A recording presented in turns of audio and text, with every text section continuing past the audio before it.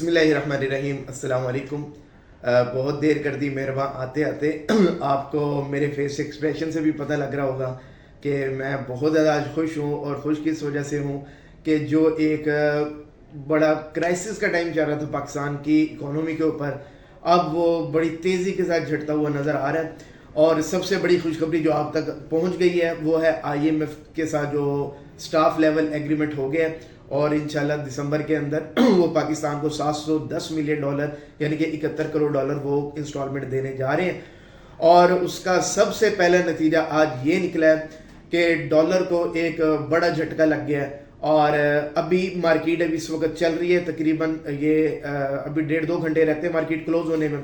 तकरीबन दो रुपए से ऊपर का झटका इस वक्त डॉलर को लग चुका है, डॉलर नीचे आ चुका है। और दूसरा झटका गोल्ड को इस वक्त लग चुका है, तकरीबन 3-3.5 हज़ार का फर्क उसमें आ चुका है। तकरीबन 2,10,11,12 की रेंज में चल रहे हैं इस वक्त पीस का मैं अगर रेट की बात करूं तो ये दो पटके लग चुके हैं।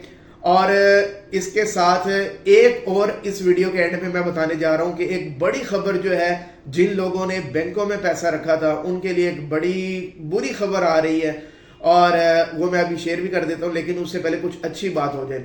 स्टॉक एक्सचेंज पिछले 2-3 वीडियोस में हम बात कर रहे थे कॉन्टिन्यूसली 56,000 क्रॉस की, फिर 56,500 क्रॉस की, और अभी मार्केट चल रही है, ट्रेडिंग चल रही है इस वक्त। और 700 पॉइंट्स का आज इजाफा हो चुका है। 35 सेक्टर के अंदर लोग पैसा लगाते हैं, जिसमें oil and gas, pharmaceutical, food industry और माइनिंग, ये तकरीबन 35 सेक्टर्स बनते हैं। और तकरीबन 7 करोड़ से ऊपर शेयर्स का इस वक्त तक कारोबार हो चुका है। और जो है 57,000 तकरीबन 400 को मार्केट इस वक्त टच कर चुकी है। और मुझे लग रहा है कि शायद जैसे आज ये ट्रेडिंग का डे कंप्लीट होगा तो ये शायद 1000 पॉइंट्स का इजाफा मार्केट कर जाए। और अभी कल का इस वीक का एक डे रहता है ट्रेडिंग सेशन, कल फ्राइडे है, उसका भी अभी आना, और वो भी मार्केट मुझे लग रहा है बहुत ऊपर जाएगी। और अगले वीक के दूसरे या तीसरे सेशन में ये 60,000 की नफसियाती हद मुझे अबूर करती हुई नजर आ रही है। तो इससे क्या साबित हो रहा है? इससे साबित हो रहा है कि जो इन्वेस्टर का जो एक कॉन्फिडेंस है स्टेट के ऊपर, पाकिस्तान के ऊपर, वो बहाल हुआ है। लोगों के पास पैसा मौजूद था, लोगों को जैसी अपॉर्चुनिटी नजर आई लोगों ने आंखें बंद करके पैसा लगाना शुरू कर दिया।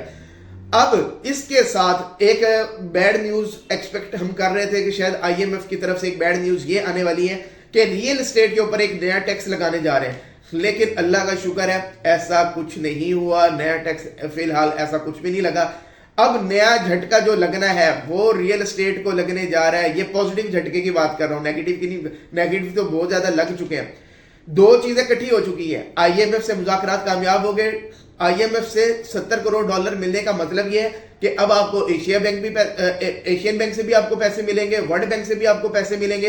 इसके साथ दुबई जो अपनी बड़ी इन्वेस्टमेंट लेके आ रहा है 25 अरब डॉलर की, वो आने वाली है पाकिस्तान की माइनिंग सेक्टर में। और रेकोडिक के अंदर तकरीबन इतनी ही तकरीबन 30-35 बिलियन डॉलर की सऊदीया लेके आने वाला है। तकरीबन 55 से 60 बिलियन डॉलर की इन्वेस्टमेंट स्टैंड बाई पे अब खड़ी हुई है। तो यहां पे आप देखोगे जब डॉलर ही डॉलर अब होने जा रहा है तो डॉलर की हालत क्या होने वाली है आने वाले दिनों में।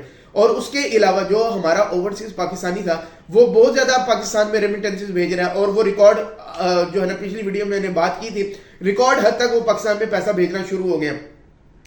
अब क्या होने वाला है? इलेक्शन आने वाले हैं 8 फरवरी को इंशाल्लाह। सुप्रीम कोर्ट डिटरमेंट खड़ी हुई है, 8 फरवरी को इलेक्शन होने ही होने हैं इंशाल्लाह। और उसके बाद यानी कि पॉलिटिकल प्रोसेस की तरफ हम जाना शुरू हो गए हैं और आहिस्ता आहिस्ता इसमें स्टेबिलिटी आती जाएगी।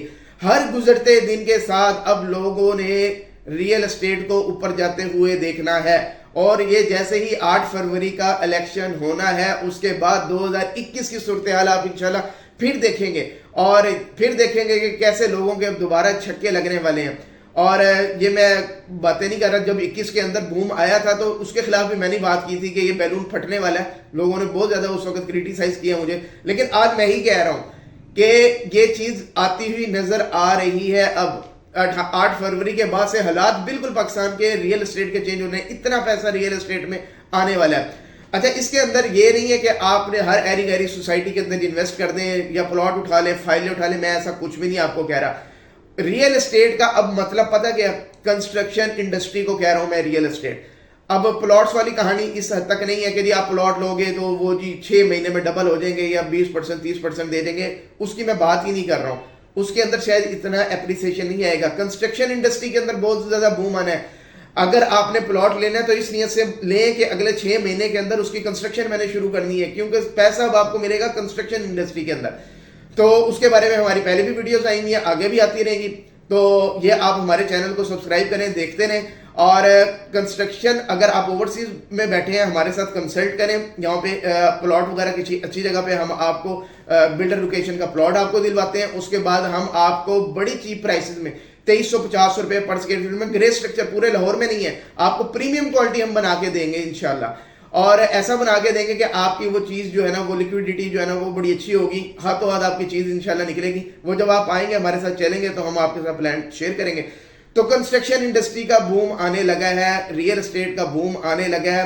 ये आज से समझे काम शुरू, और 8 फरवरी के बाद ये अपना पीक पकड़ चुका होगा। तो अभी आपने कोई इन्वेस्टमेंट्स करनी है, अभी उसको मेच्योर कर दे। रियल एस्टेट में करनी है, रियल एस्टेट में कर दें, हमारे से गाइडेंस आप ले लें। और नहीं तो स्टॉक एक्सचेंज में आप चले जाएं। ये दो चीजें। तीसरे नंबर पे जो गोल्ड है वो किसी हद तक मैं थोड़ा बहुत रिकमेंड करूंगा कि चलें जी 2-3 महीने में आपको थोड़ा बहुत गेन मिल सकता है, लेकिन मैं उसको 100% रिकमेंड नहीं कर रहा कि आप गोल्ड में इन्वेस्ट करें। अच्छा जी, अब आते हैं बैंकों में जिन लोगों ने पैसा रखवाया था। दो बड़ी उनके लिए न्यूज मैं देने जा रहा हूं। एक तो ये कि इंटरेस्ट रेट के अंदर कमी होने जा रही है 1 से 1.5%। IMF ने कोई मुतालबा नहीं किया कि ये बढ़ाएं, बल्कि शायद अब ये वापस आएगा, इंटरेस्ट रेट वापस आएगा। अगर वापस आएगा, बैंकों से दोबारा पैसा निकलना है, या रियल एस्टेट में जाएगा या स्टॉक एक्सचेंज में जाएगा। और उससे बड़ी खबर, अभी मैं आपके साथ एयरवाई न्यूज पे ये खबर चल रही है, ये शेयर भी कर देता हूं। FBR ने प्लान कर लिया है कि बैंकों के ऊपर जिन लोगों ने प्रॉफिट्स कमाए हैं पिछले 2 सालों में, 21 से लेकर 22 जिन्होंने कमाए हैं, उनके ऊपर हैवी टैक्स इंपोज करने जा रही है गवर्नमेंट। तकरीबन जो स्टैट्स हैं वो कह रही है कि $110 बिलियन लोगों ने बनाए हैं, बैंकों ने प्रॉफिट बनाए हैं।